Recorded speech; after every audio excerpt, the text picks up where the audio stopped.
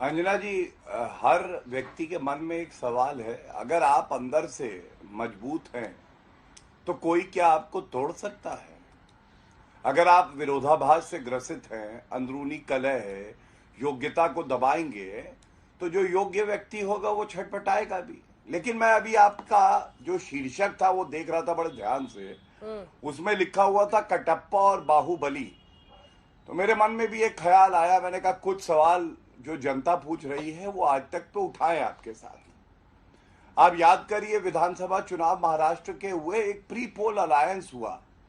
बाहुबली थे देवेंद्र फडणवीस जी, नरेंद्र मोदी जी के चेहरे पे चुनाव लड़ा गया।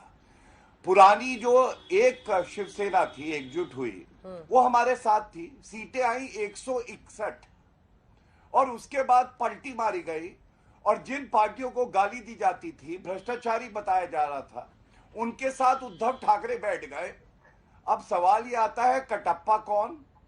जनता ये पूछ रही है। हमने तो वोट दिया भारतीय जनता पार्टी और शिवसेना जो एकजुट थी, और 161 सीटें आई और सरकार बन गई। और हम तो नहीं चाहते थे कि पालघर में साधु मारे जाएं।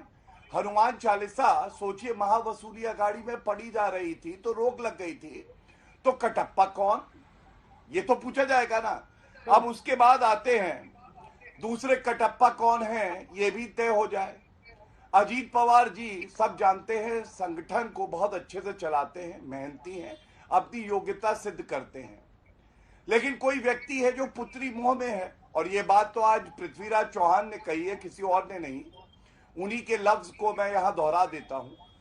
तो उसके बाद अगर आप पुत्री मोह में उनको आगे बढ़ाएंगे, और जो व्यक्ति मेहनत कर रहा है, जो आपसे कह रहा है कि मेरी योग्यता है, मुझे अवसर दीजिए, उसके पीठ पे खंजर भोंकेंगे तो कटप्पा कौन? अंजना जी, पूछा नहीं जाएगा कटप्पा अंजना कौन? जी, मैं उत्तर